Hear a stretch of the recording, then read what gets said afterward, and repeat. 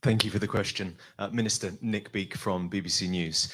You talked about Prime Minister Modi's visit to Moscow last month, and a lot of people here were very upset to see that embrace between the two leaders.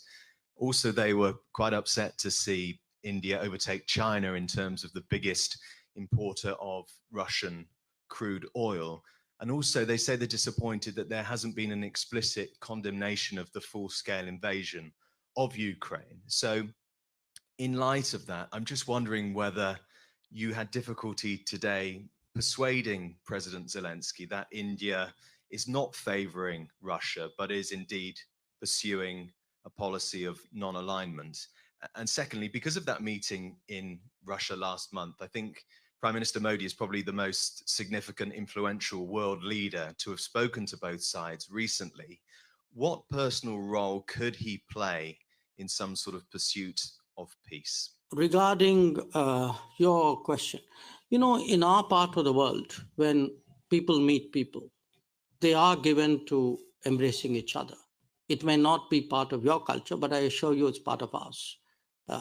So, in fact, today, I think I saw the Prime Minister also embrace President Zelensky, and I've seen him do it with a number of other leaders in a number of other places. So I think perhaps we have a slightly cultural a gap here in terms of what these courtesies mean. In terms of what you asked about the oil issue, look, India is a big oil consumer. It's a big oil importer because we don't have oil. Now, it's not like there's a political strategy to buy oil. There is an oil strategy to buy oil. There's a market strategy to buy oil. So the figures of where we get our oil imports go up and down. It depends on the state of the market.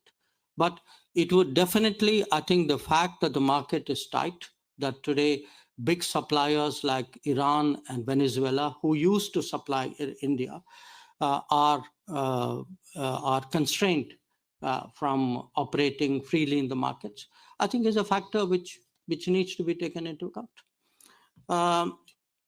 Regarding the conversation between the Prime Minister and President Zelensky, I think it was a perfectly convivial conversation. I think it was very constructive. I think there was a lot that we said, which he heard with a great deal of attention.